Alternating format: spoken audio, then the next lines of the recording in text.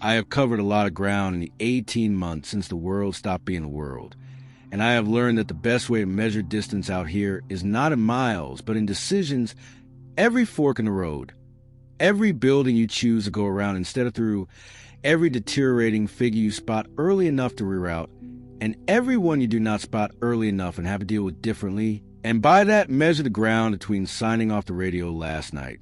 and where I am standing right now represents about 100 decisions made correctly, and one I almost did not make correctly at all, a man, or what was left of one, that had been standing in the shadow of an overpass support column, so still that I had walked within 20 feet of him before he registered my movement and turned, and I had backed away slowly the way you learn to back away. No sudden motion, no noise, keeping my eyes on him without meeting them directly the way you keep your eyes on a dog that hasn't decided what it wants to do yet. And after a long moment, he had lost the threat of me and gone back to whatever the deteriorating go back to, and I had put another 100 yards between us before I let myself breathe normally again. The morning was cold and clear, and the road I was following was empty in the way roads were empty now. Not the empty of early Sunday morning, but the empty of a thing that had been set down and not picked back up. Cracked pavement with grass coming through the joints. A car on the shoulder with its doors still open like someone had gotten out in a hurry and never gotten back in. And I moved through it the way I moved through everything, steady pace, eyes working the distance ahead, and the periphery both. Pack riding even on my shoulders, the weight of it familiar enough by now that I barely noticed it except as a reminder of what I was carrying and where I was going. I had been on the road since just after 4 in the morning, which was earlier than I usually moved, but last night's radio transmission had left me restless in a way that sitting still could not fix, because what Garrett had said about the directional movement near his property, the deteriorating tracking north to northeast in loose groups, was sitting in my head alongside the final journal entry in the 36-month number, and the words directed group behavior, and all of it was pointing in a direction I did not like and moving faster than I had hoped it would. I had my route in my head, had run it through a dozen times before I slept, and the route home was not the most direct line to the facility, but it was a line I was taking because some things are not negotiable, and my family is the thing I am least negotiable about. I don't talk about them on the radio. Not ever. Not even to Garrett, who I trust as much as I trust anyone out here, which is to say considerably but not completely. Because complete trust is a luxury that belongs to the old world along with everything else I used to take for granted. Paige knows I don't mention them, and she understands why, and she has never asked me to reconsider it, which is one of the 10,000 reasons she is the right person to build a life with. The photo I carry is small, taken 3 summers before everything fell apart. The 4 of us at the edge of the property with the light going gold the way it does in late August,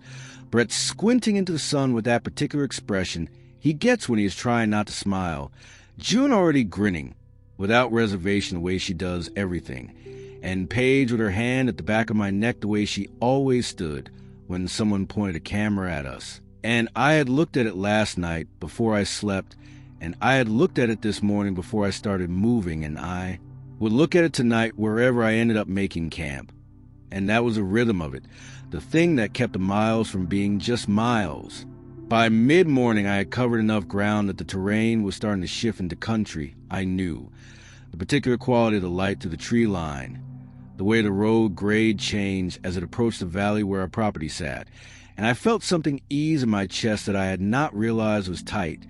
the specific physical response of a body, moving towards something it wants rather than away from something it doesn't. I had 2 encounters before I reached the turnoff of the property. The first was a single deteriorating figure on the road ahead,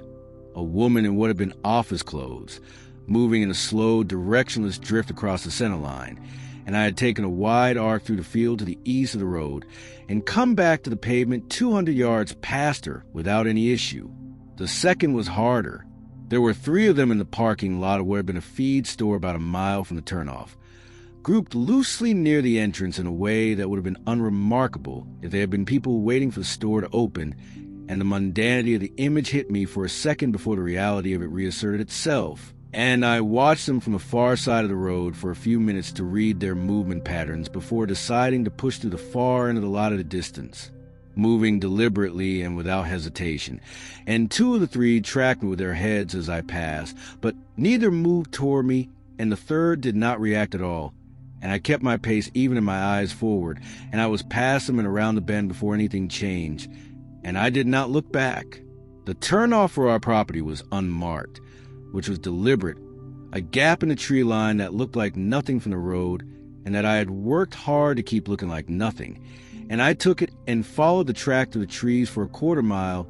and then I heard the chickens before I saw the house, and something in me that had been held at a particular tension for weeks let go a little, not all the way, not out here, but enough. Paige was in the yard when I came through the trees, and she saw me before I said anything, and she didn't run. She never ran. She just stopped what she was doing and stood and waited for me to cover the ground between us the way she always did.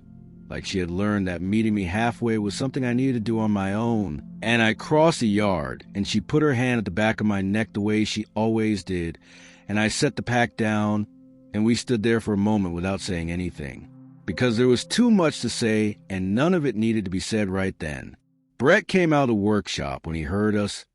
16 and taller than I remembered, which was a thing that kept happening every time I came home. The incremental changes adding up in my absence into something that startled me each time.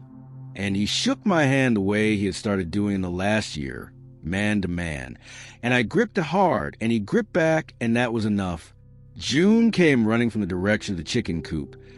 10 years old and completely undiminished by the world, still operating at full volume and full speed.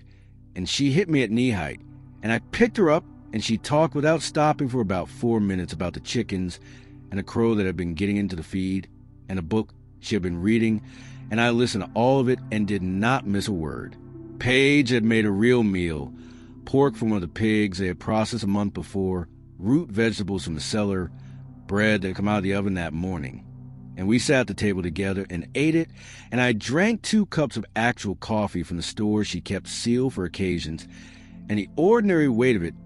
the table and the food and the faces across from me, was almost more than I knew what to do with. After supper, Brett and I checked the perimeter together while Paige got June down, and we walked her without talking much, which was how Brett and I did most things. And the property was solid and tight, and the animals were settled, and the pigs were in, and the chickens were locked. And I told him he had done good work, and he nodded, and we went back inside. I set up the radio in the back room after June was asleep, and checked in at the usual window, and Garrett's voice came through steady and clear, and I gave him a position report that told him nothing specific about where I actually was, said I was making good time, said the route was manageable, said I would be in position within 2 days, and he said the movement near his property had continued, and that he was watching it, and that Vera had been quiet, and Ray was still off the frequency. And I said I heard him, and I would check in tomorrow night. And then I signed off and sat with the radio quiet in my hands for a moment before going to find Paige. We talked for a long time after that. The 2 of us at the kitchen table with the lamp turned low and the house quiet around us. And I told her more than I ever told the radio. Not everything. Not the parts that would make the leaving harder than it already was going to be. But enough that she understood the shape of what I was heading toward, and why I could not wait, and why it mattered beyond just the 2 of us and the kids. And she listened the way she always listened, completely, without interrupting, without flinching at the hard parts. And when I was done, she looked at me for a moment, and then she said she knew I would come back. And I said I knew it too, when we were both telling the truth as best as either of us could understand it. I was up before 4 and had the pack on my back and was on the road before the sky showed any color. Pack fully loaded with the freeze-dried meals Paige had staged on the counter the night before, resupplied, boots retied. The photo already in my chest pocket where it lived. Brett was up, standing on the porch in the cold with his arms crossed and his breath fogging, and I stopped at the bottom of the steps and looked at him, and he looked back, and I said, "Take care of them." And he said, "Yes, sir." And I nodded and turned and walked back into the trees and did not look back, because looking back was not something I allowed myself. Not because I didn't want to, but because wanting to was exactly the reason I couldn't. The first hour after leaving home was always the hardest, not because the terrain was difficult or the threat level was higher than anywhere else, but because my mind was still back at the property, still at the kitchen table with Paige, still on the porch with Brett standing in the cold, watching me go. And I had learned over months of this that the first hour required more deliberate attention than any other part of travel day, precisely because my head was somewhere else and the road did not care where my head was. And so I pushed through it with the particular focused discipline of a man who knows his own weaknesses well enough to manage them, eyes working the distance, ears open, feet finding the rhythm that covered ground without burning energy. And by the time the sky had gone from gray to the flat pale blue of early morning, I had put 3 miles between me and the turnoff, and my head was where it needed to be. The route I was taking to the facility was not the most direct line available, and I had made that choice deliberately, trading miles for a path that kept me off the main roads as much as possible and moved me through terrain that offered cover,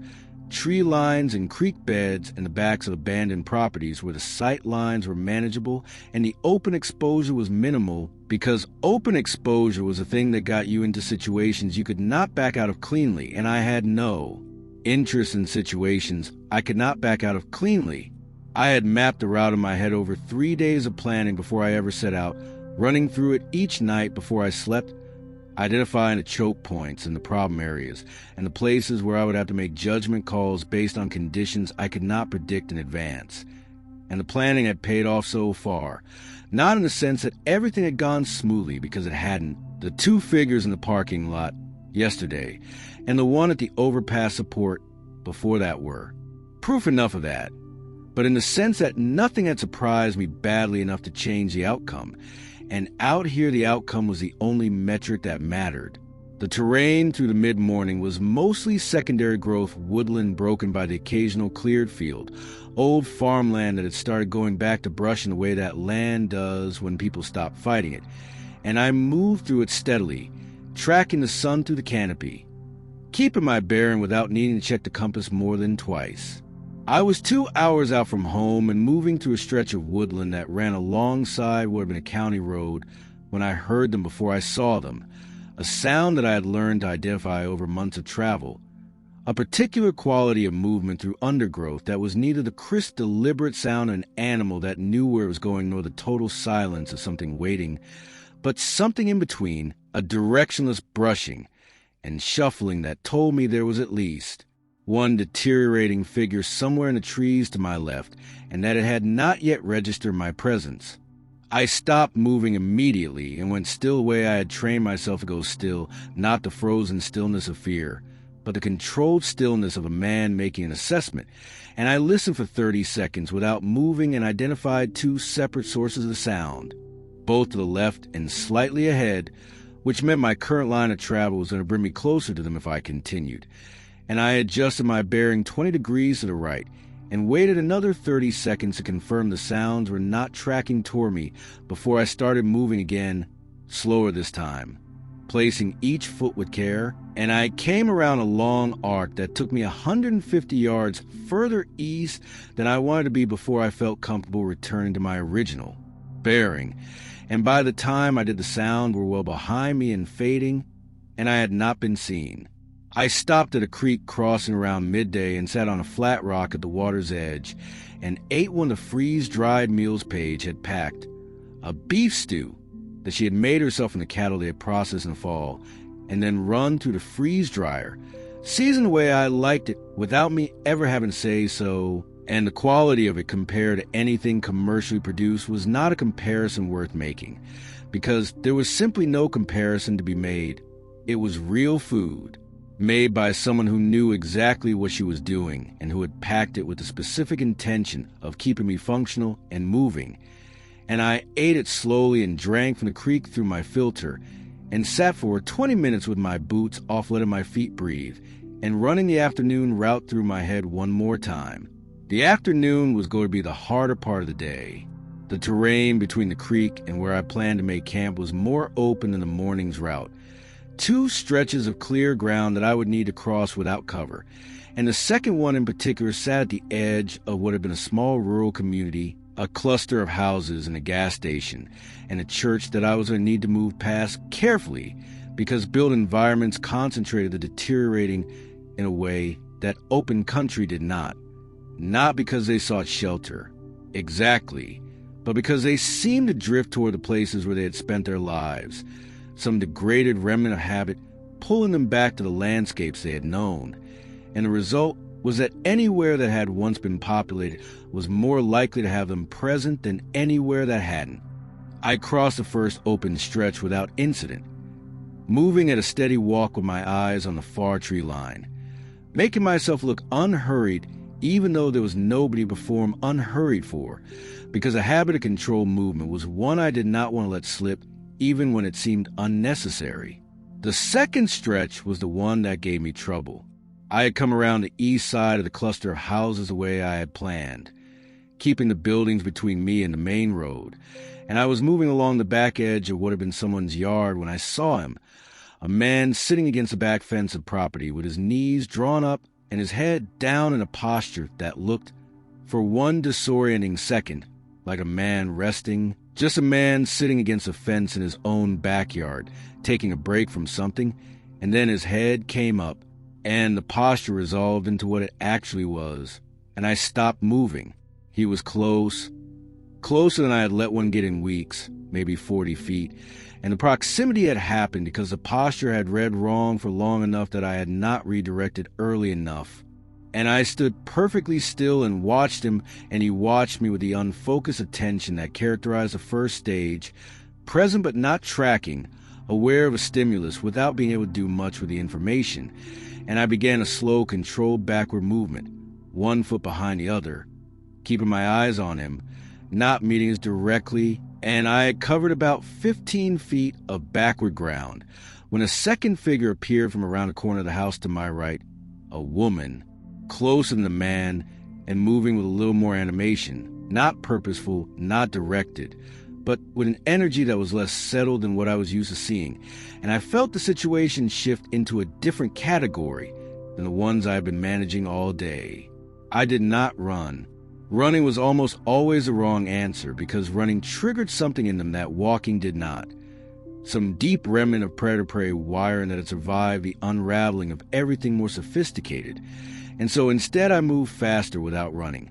A controlled, urgent walk that put the corner of the nearest house between me and both of them within about 10 seconds. And then I went around the far side of that house and through the gap in the fence at the back of the next property and across the yard beyond it and out onto the road on the far side of the cluster. And I was 100 yards down that road before I looked back and confirmed nothing was following me,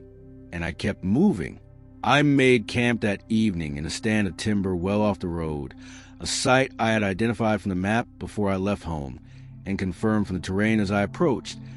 Good tree cover, elevated ground, a natural drainage line to the east that would channel any movement away from my position, and I set up my shelter with the efficiency of someone who had done it enough times that the process was entirely automatic, no wasted movement, everything in its place in the order I always did it. And then I sat with my back against a tree and ate another of Paige's meals and drank my water and watched the light go slowly out of the sky through the canopy above me and let the days settle into whatever was going to become once the work of processing it was done. The encounter at the cluster had been closer than I liked, and I sat with that honestly for a while, not beating myself up about it, but not dismissing it either, because dismissing close calls was how close calls became worse calls, and I ran to what I had read wrong, and how I would read it differently next time, and when I had done that thoroughly enough, I set it down and picked up the radio. Garrett came through clear, and I gave him my position in the vague terms I always use, said I was a day and a half out from the target, said the route was manageable but that the populated areas were more active than I expected,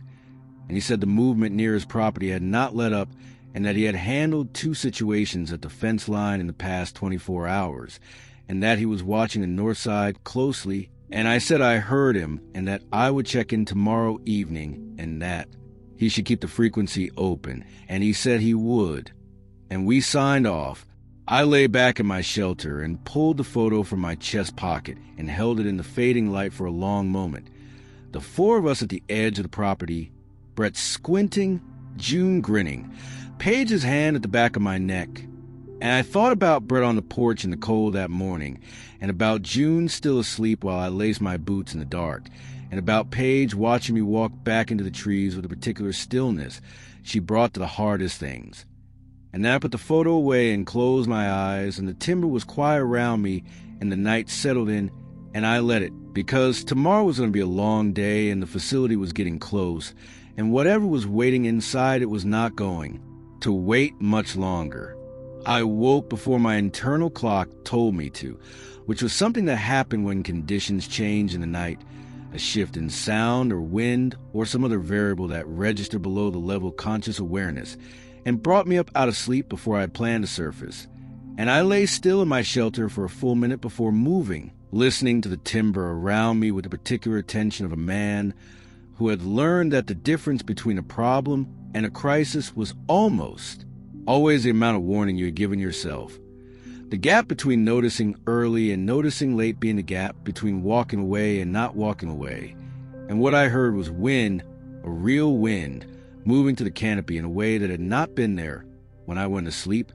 bending the upper branches and carrying with it the smell of rain that had not arrived yet but was close. And beneath the wind I could hear the first scattered drops beginning on the leaves above me. Not heavy yet, but with a particular steady persistence of rain that had settled in for the duration, and I ran the day's route through my head in the context of rain, and adjusted my timing and my plan accordingly before I had even fully sat up. Rain was a mixed situation out here, and I had made my peace with that ambiguity. On the one hand, it reduced visibility and covered sound in ways that made navigation harder and close encounters more likely, because you could not hear approach the way you could in dry, still air. On the other hand, the deteriorating seemed to respond to rain the way most creatures responded to bad weather, which was to seek whatever cover was available and reduce their movement. And the net effect of my experience was that rainy travel days were harder physically and easier in terms of threat management. And I filed that assessment away and ate a cold breakfast without heating it, because breaking down a fire set up in rain was not worth the time. One of Paige's chicken and rice. Packets eaten dry and washed down with filtered water, and I was packed and moving before full light. The rain settled into a steady drizzle that was cold enough to matter but not cold enough to be dangerous, and I pulled my hood up and adjusted the pack straps for the heavier going,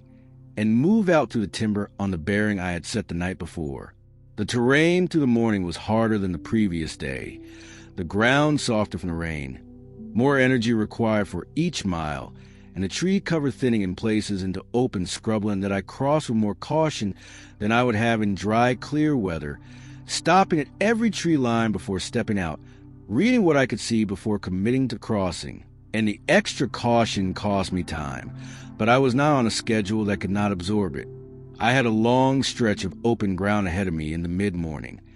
the largest single exposed crossing of the route, a former agricultural field about 400 yards across that I had identified on the map as the section I was least happy about, and I reached the edge at around 9 in the morning and stopped in the last of the tree cover and spent 10 minutes watching the far side before I made my move. The field was empty as far as I could see through the drizzle,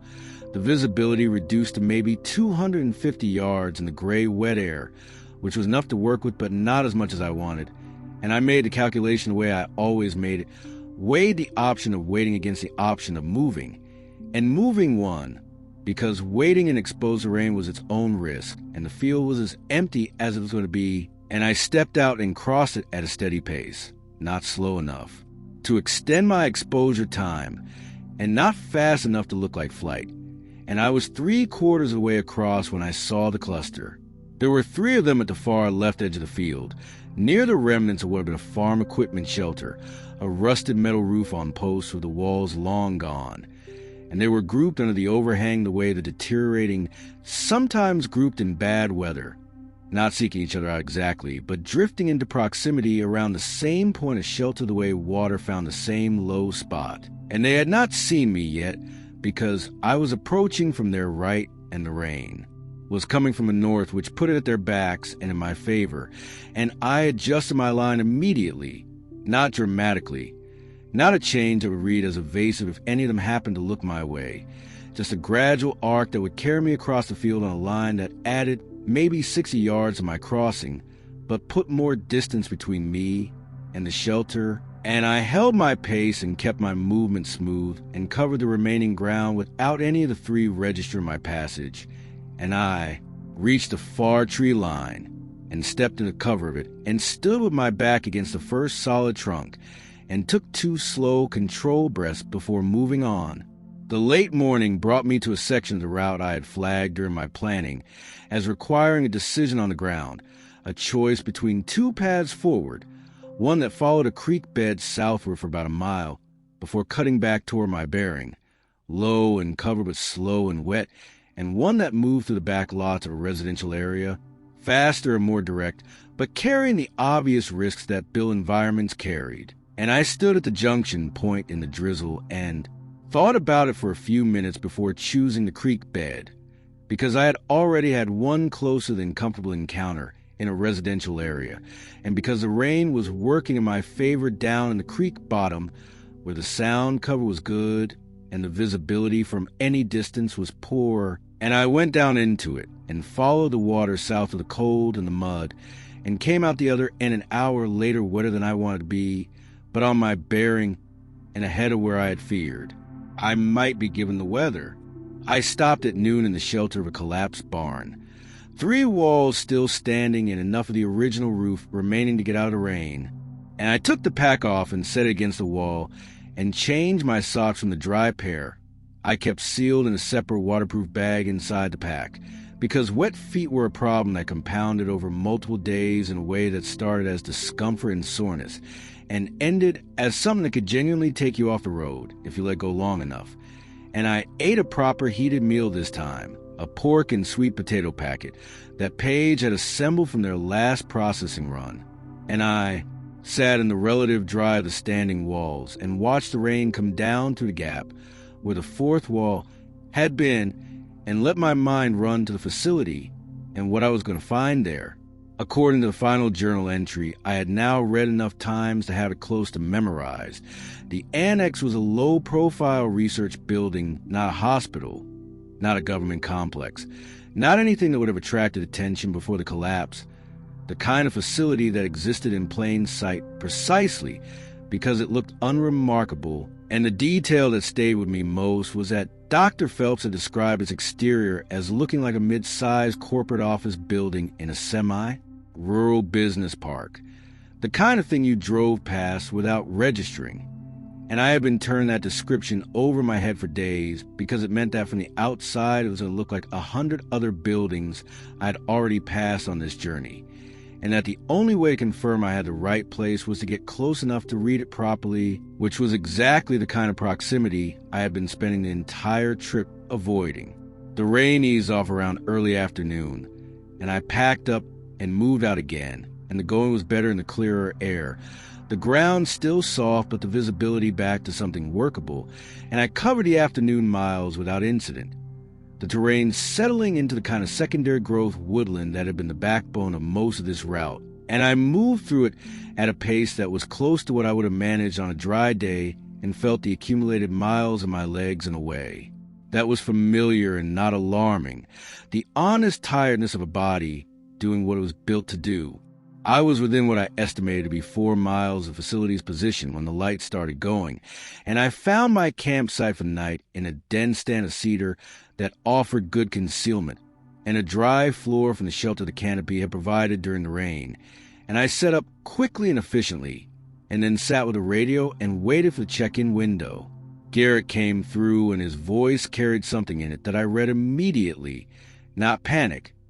Garrett did not panic, but a heightened alertness that was different from his usual steady quality. And he said the movement near his property had changed in character overnight, that it was less random than it had been, that he had watched 3 separate figures over the course of the day move along the outside of his north fence line in the same direction at intervals that felt less like coincidence than like something else he did not have a word for yet, And I said I heard him, and I said that the facility was close and that I would be at the perimeter by tomorrow and inside by tomorrow afternoon at the latest.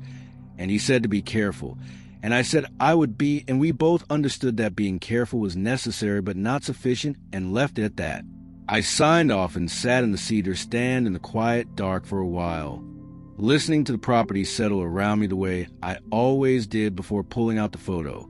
And the light was poor, so I held it closer than I usually needed to and looked at it for longer than I usually allowed myself, and thought about Paige's hand at the back of my neck and the sound of June talking without stopping and Brett's handshake on the porch. And then I put away and lay back and looked up through the cedar branches at the sky that had cleared completely after the rain and was showing stars now, clean and cold and very far away. And the facility was 4 miles out in the dark somewhere ahead of me, and whatever was inside it had been sitting undisturbed for longer than I could accurately estimate, and could manage one more night without me. And I closed my eyes and let the accumulated weight of the day and the miles and the rain pull me down into sleep. I was moving before first light with the stars still visible through breaks in the cloud cover that had moved back in from the west overnight, and the ground firm under my boots from the overnight cold that had followed the rain and locked the softened earth back into something workable. And the 4 miles between my camp and the facility's position felt different from any other 4 miles I had covered on this entire trip. Not harder physically, because if anything, the terrain was some of the easier ground I had moved through on the whole route, but weighted in a way that made each mile extract more from me than the simple distance justified. The specific internal expenditure of a man who has been building toward a fixed point for weeks, and who is now close enough to it that the abstract version he's been carrying in his head is dissolving into the concrete reality ahead of him. And the concrete reality was asking questions that the abstract had never been required to answer. I had reviewed the facility details from the journal one more time by headlamp before breaking camp. The description of the exterior, the approximate location relative to the road markers Dr. Phelps had referenced, the layout of the building as he described it from memory, a single-story main structure with a connected lower-level annex accessible from inside, the research wing in the annex, and I had those details sitting clearly in my head as I moved through the last of the woodland and came out onto a low ridge that gave me a sight line across a shallow valley to a cluster of low buildings about 1.5 miles ahead. And I stopped on the ridge and looked at them for a long time. There were 3 buildings in the cluster,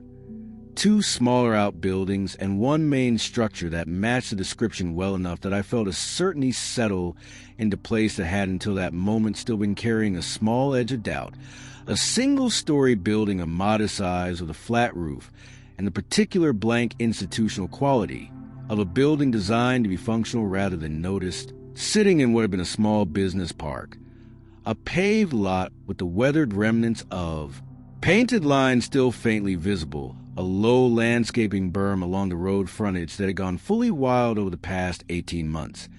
and the whole thing sitting quiet and apparently empty in the gray morning light. Apparently was the word I stayed with. I spent a full 30 minutes on the ridge observing before I came down off it, watching for movement in and around the buildings, watching the windows, watching the parking lot, watching the access road that connected the business park to the main road about 200 yards to the south. And what I saw was stillness, but it was not the unstirred stillness of a place that had been empty for 18 months. There was a difference between a place that had been left alone and a place that had been visited, and I had developed a feel for that difference over months of moving to the landscape. And this place read as visited. Something in the way of the berm vegetation had been disturbed along one edge, something the quality of the lot's surface where the weather and the growth had been interrupted by foot traffic at some point after collapse, and I filed all of it carefully in the order I had, noted it, and came down off the ridge and crossed the valley floor using the drainage line for cover, and came up on the facility from the northeast, staying out a direct line of sight from the windows, until I was close enough that the building's own wall was my cover. I went in through a side door on the northeast face of the building that had been propped open with a chunk of broken concrete block wedged on the bottom edge. And I stood outside it for a moment before going in, because a prop door was a choice and not an accident, and choices at authors. Somebody wanted to be able to move in and out of this building without dealing with the lock each time, which meant either they were still inside and had left it open for their own return, or they had finished what they came for and had left the door the way it was because they did not expect to need to manage what they left behind. The interior was dim, the emergency lighting long dead, and I used my headlamp on the lowest setting and moved to the front section of the building slowly, reading the space as I went. It was an office environment, or had been a reception area, a corridor with doors on both sides, the kind of layout that could belong to any of 1,000 different businesses if you did not know what to look for, and the surface layer was consistent with 18 months of abandonment, dust on the flat surfaces, a chair knocked over near the reception desk that nobody had righted, a dead plant on the windowsill that had gone to dry sticks. But underneath the surface layer, the disturbance was visible to anyone who was looking for it. A path through the dust on the corridor floor where something had been moved or someone had walked repeatedly.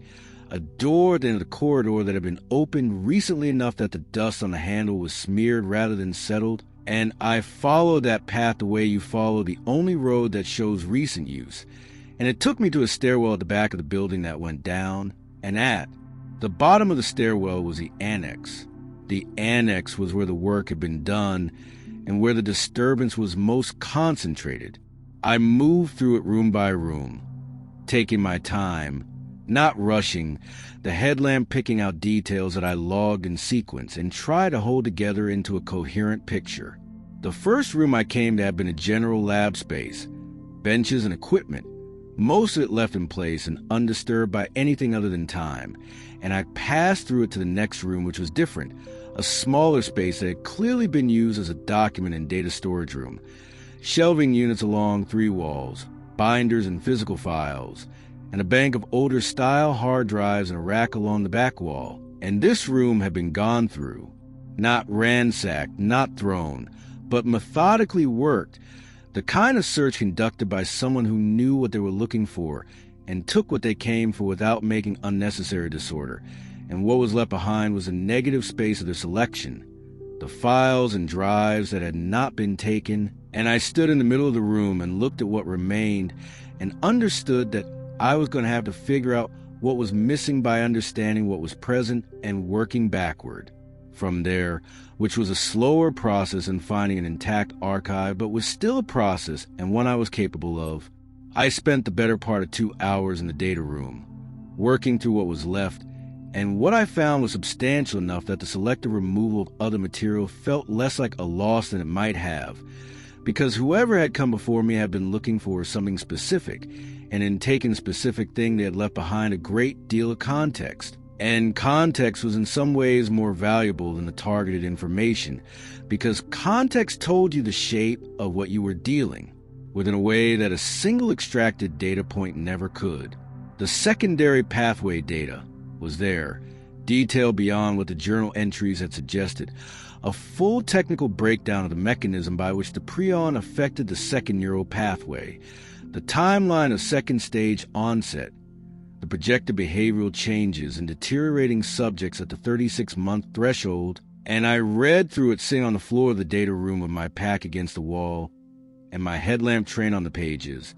and the building quiet around me, and it was worse in the specifics than the journal had indicated, not dramatically worse. The broad strokes were what Levi had understood them to be, but the detail added weight that the broad strokes had not carried. The stabilization anomaly was documented in a separate binder that I almost missed because it had been pushed to the back of a lower shelf and partially covered by a file that had slid off the shelf above it. And when I pulled out and opened it, I sat with it for a long time. The anomaly was a subset of deteriorating subjects, roughly 3 to 4% of the documented cases in the contractor's modeling data, who at the projected second stage threshold did not progress to directed group behavior, but instead showed a partial reversal of certain prefrontal functions, not a recovery. The documentation was explicit that this was not a recovery, but a stabilization at a functional level that was meaningfully different from either the first stage deterioration or the projected second stage. And the description of what that stabilized state looked like was the part one read 3 times before I was willing to accept that I had read it correctly, because what it described was a person who was no longer fully deteriorated, but who was also not what they had been before, something in between, something that the documentation described with careful clinical language that could not fully obscure the fact that nobody who had written it knew what to do with what they were documenting. I set the binder down and sat in the quiet of the data room and let that settle for a while before I moved on. The large radio setup was in the last room at the end of the annex corridor, and I found it exactly where I expected to find it based on the facility layout Dr. Phelps had described. A communications room with equipment that was significantly more capable than anything on the Survivor network I had been operating on, and it was connected to a backup power system that was separate from the main building power. A bank of batteries with a small solar input line running up through the ceiling, and when I checked the battery state, I found it had enough charge to operate, which meant whoever had been here had either used this room or had bypassed it entirely, and I could not tell from the physical evidence which of those was true. I sat in the communications room for a long time before I touched anything, eating one of Paige's meals and drinking my water and thinking about the data I had found and the data that had been taken and the anomaly and the second stage timeline and Garrett's description of the changed movement patterns near his property. And I thought about the fact that I was sitting in a facility that someone else had already visited with a purpose, and I thought about what that purpose might have been and what it said about who else was out here operating with enough organization and enough information to know this place existed and what it contained. Then I picked up my radio and called Garrett, because what I had found in that data room was not something I was willing to sit on alone. And Garrett was the one person left on the frequency I trusted enough to tell it to straight. Garrett came through on the first attempt, which was not always the case depending on terrain and atmospheric conditions. And his voice had that particular quality it carried when he was operating at full alertness without allowing it to show the flatness of a man keeping his tone deliberately level, because the alternative was letting something through that he had made a decision not to let through. And I settled into the communications room with my back to the wall and my eyes on the corridor door, and I told him where I was in terms specific enough to be useful without being specific enough to compromise the location if anyone else happened to be on the frequency at the same time. Said I was inside the target location. Said the location had been accessed before my arrival by at least one party, whose identity I could not determine from what they had left behind. Said the core data was present, and that I had worked through the majority of it over the course of the day. And there was a pause on the frequency before Garrett responded that told me he was processing the implications of persons unknown in precisely the same order I had processed them earlier, which was the order that started with who and moved through how and arrived at why and did not produce satisfying answers at any stop along the way. I walked him through what I had found in the data room methodically, the secondary pathway documentation, the second stage timeline and its specifics, and he listened without interrupting the way he always listened. And when I got to the stabilization anomaly, I slowed down and went through it carefully because I wanted to have the full picture of it and not a compressed version that lost a detail that made it genuinely strange. And I read him the key sections from the binder as close to verbatim as I could manage. And when I finished, there was a silence on frequency that ran long enough that I checked the signal to make sure I had not lost him. And then he said quietly that he needed to think about what 3 to 4% meant in terms of the number of deteriorating in the area. And I said I had been thinking about the same thing, and that I did not have a good answer, and he said he did not either. Vera came on partway through transmission, which surprised me because her check-in times had become increasingly irregular, and I had not been certain she was still reliably on the frequency. And she said she had been listening, and that the anomaly documentation was something she needed to hear more of, and I read the key sections again for her benefit. And she asked 2 questions that were sharp enough that I revised my assessment of her upward in real time. She had a background she had not, shared with the group, and the questions reflected it. And I filed that away as information worth having. I spent the rest of the day in the facility, moving through it more thoroughly than the first pass had allowed, Going back to the data room with fresh eyes after the radio conversation, and with the additional context that Vera's sharp questions had given me, working backward from what was present to reconstruct the shape of what had been taken, and the picture that emerged over several hours of careful methodical work was not complete, but it was coherent enough to support a conclusion, which was that whoever had been here before me had been specifically and exclusively looking for the outcome modeling study data,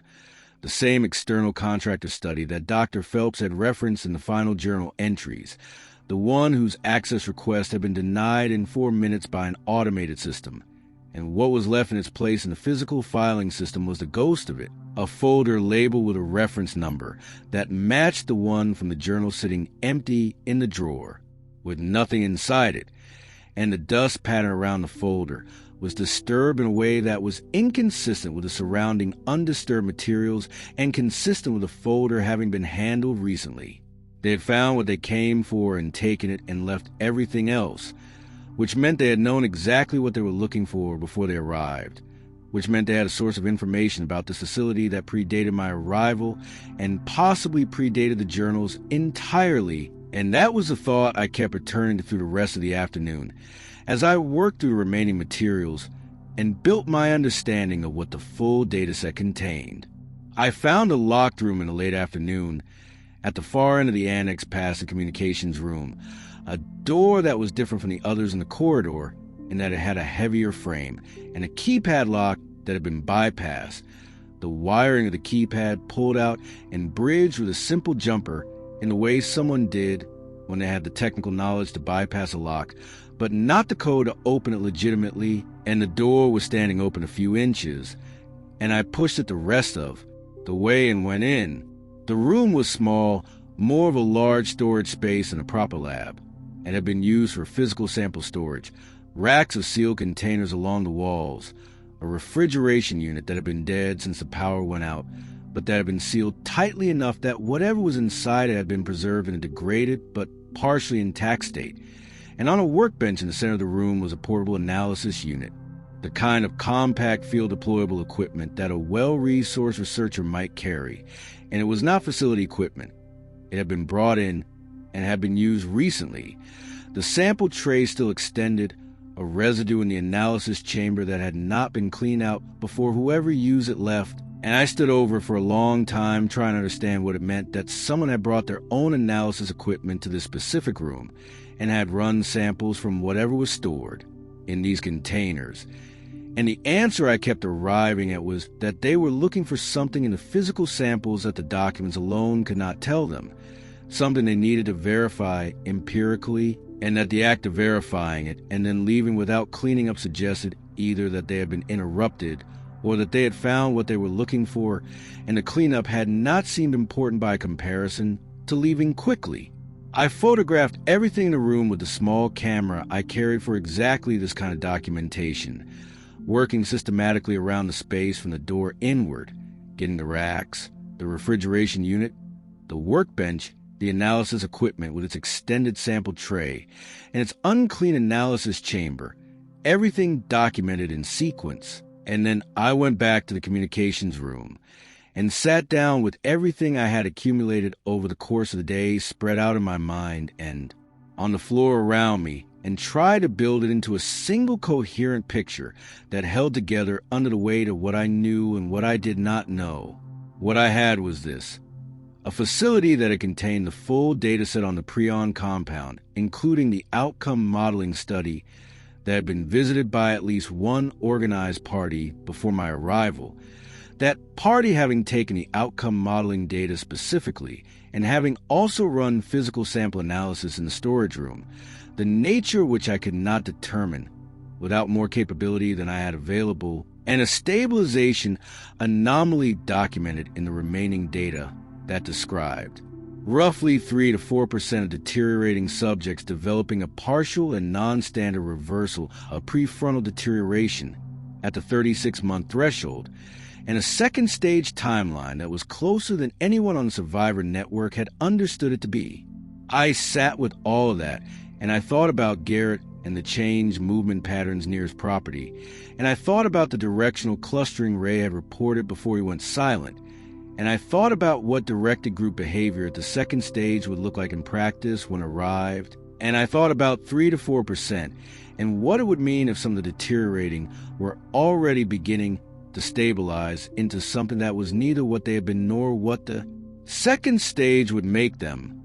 Something the documentation had not known what to call and had not been able to predict the behavior of,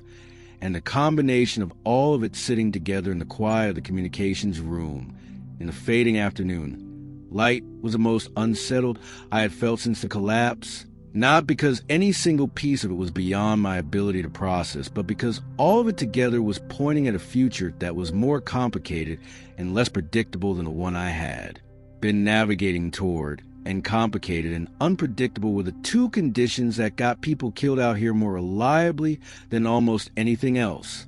I ate the last of Paige's meals that evening sitting cross-legged on the floor of the communications room. A venison stew she had made from the deer Brett had taken the fall and seasoned with dried herbs from the garden, and I ate it slowly and let the taste of it do what it always did,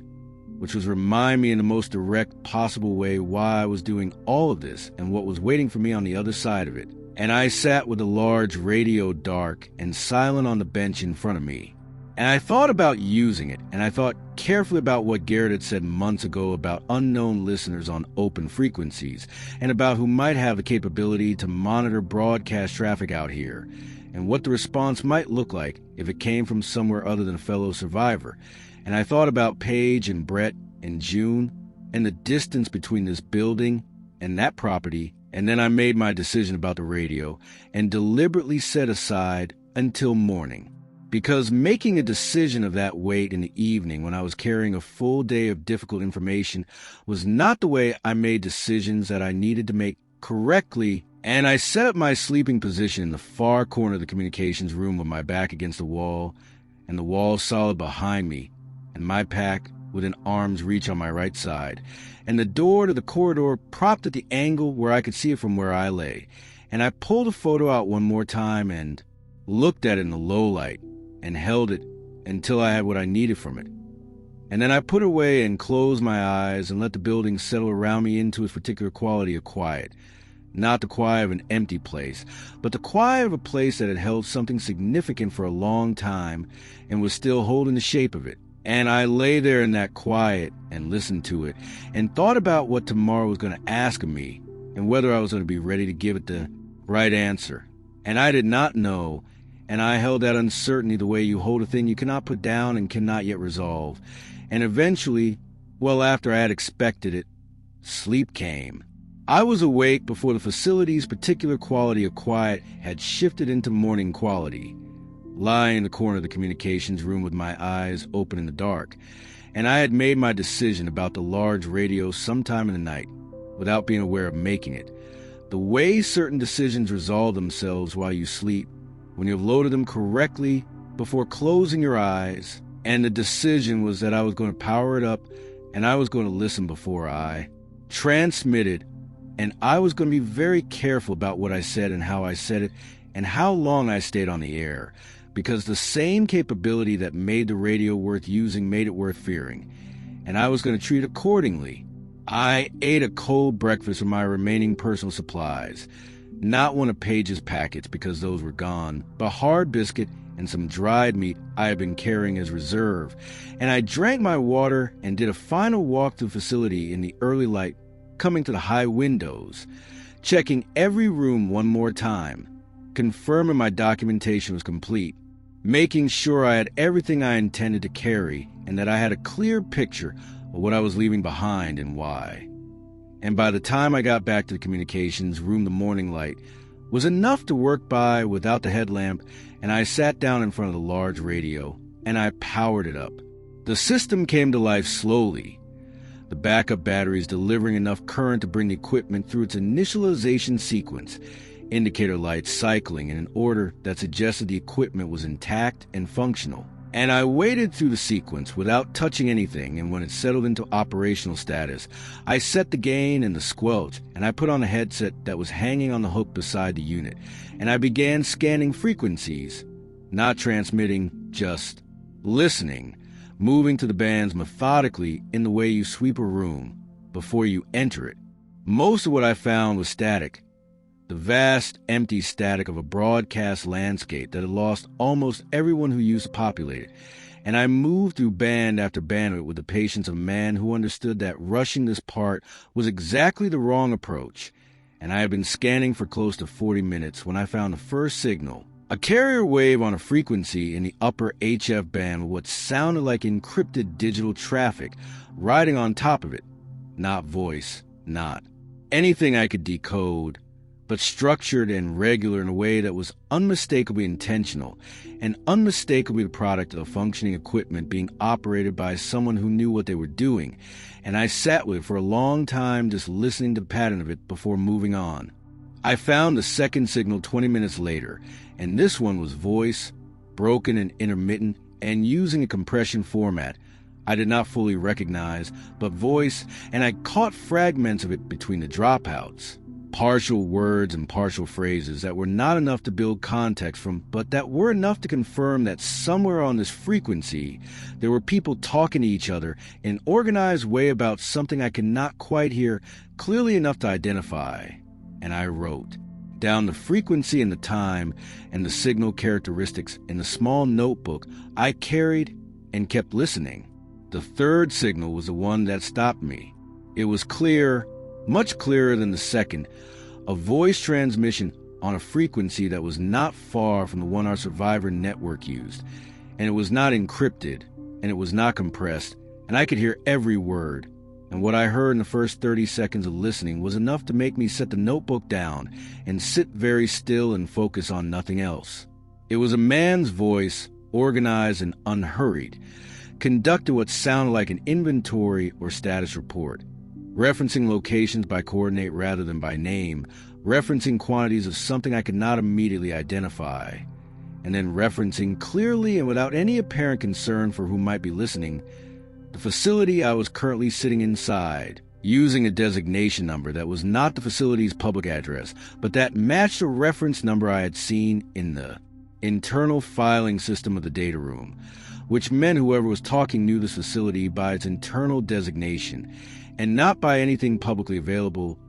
and the implications of that landed with a weight that I felt physically, a tightness across my chest that I recognized as a specific physical response to information that reorganizes your understanding of your situation faster than your body can fully process. I listened for another 4 minutes without moving, and in those 4 minutes the voice mentioned the facility twice more, mentioned the data retrieval in terms that confirmed it had been a deliberate and planned operation, and mentioned a timeline for something I could not fully identify, but that had a date attached to it that was closer than anything I've been operated with as a planning assumption. And then the transmission ended, and the frequency went quiet, and I sat in the silence of the communications room with the headset still on, and the large radio humming its low operational hum. I thought very carefully about what I was going to do next. I thought about transmitting, and I thought about what transmitting would accomplish and what it would cost, and I made myself go through both sides of that completely before arriving at my answer, which was that I was going to transmit once briefly on that same frequency, and I was going to say only enough to establish that I was here and that I had the remaining data, not because I expected a productive response, but because I needed to know what kind of response I would get, and that information was worth the exposure of a single short transmission if I was prepared to move immediately afterward. I keyed the transmitter and said, in a steady voice, that I was at the facility, that I had reviewed the remaining data set, and that I was interested in the conversation. And then I released a key and waited. The response came back in under a minute, which was faster than I had expected and faster than was comfortable, and it was not what I had expected in its content or its tone. It was not hostile, and it was not the voice of a survivor operating on desperation and limited resources. It was measured and professional in a way that had an infrastructure behind it, and what it said, clearly and without apparent deception, was that they knew I was there, that they had known someone was approaching the facility for the past 24 hours,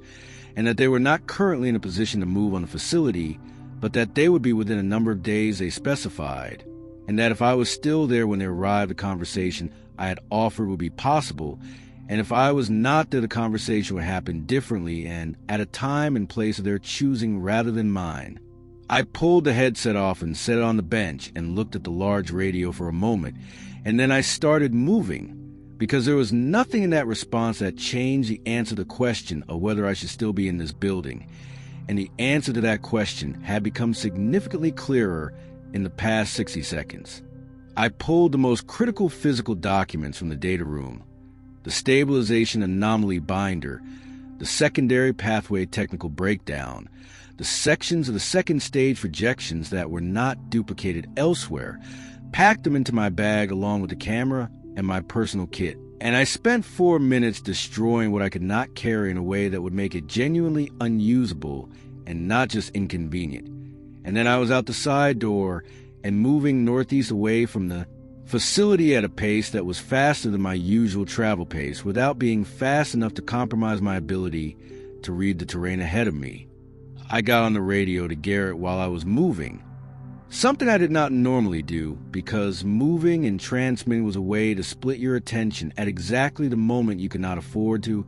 but the circumstances overrode the protocol, and I told him I was out of facility and mobile, and that something had changed, and that I was taking a different route home than I had planned, a longer route, one that put more distance between me and the facility's position, and between me and whatever direction the transmission had come from. And Garrett said he heard me and asked if I was clear, and I said I believed so, and he said to keep moving and checking when I had distance, and I said I would. And then I signed off and put the radio away and focused on ground ahead of me. The afternoon was long and the miles were harder than they should have been, not because of the terrain, which was manageable,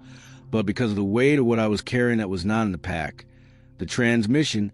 and the voice and the timeline they had mentioned, and the fact that they had known I was approaching for 24 hours, which meant they had eyes on facility or on the approaches to it in a way I had not detected, and that was a failure of awareness that I sat with, honestly, while I walked and did not let myself rationalize away. I made camp well after dark in a position I had not planned in advance, chosen entirely on the basis of concealment and defensibility. And I set up in the dark by feel and ate the last of my reserve food and drank the last of my filtered water and sat with my back against a solid trunk in the dark and thought about the distance to home and the route I was going to take to get there and what I was going to tell Paige when I arrived. And then I pulled the photo from my chest pocket and held it in the darkness where I could not see it, but where I could feel the edges of it between my fingers, the small rectangle of paper that contained everything that mattered, and I held it for a long time in the dark and thought about Brett on the porch and June still asleep, and Paige at the door watching me walk back into the trees. And I put away and I lay back and looked up at the sky through the canopy, and the stars were there again, cold and clean, and indifferent to everything happening beneath them. And somewhere behind me, the facility was sitting dark and quiet in its business park with the side door still propped open, and the data room in a particular state of selected absence. And somewhere on a frequency I now knew about, a voice was moving through its inventory and its coordinates and its timeline. And somewhere ahead of me in the dark was home, and I was going to get there. And when I did, I was going to sit down with Paige at the kitchen table and tell her everything. And then I was going to figure out what came next. And the static ran low in my earpiece, and the night was still, and I closed my eyes and held the silence and let it be enough for now.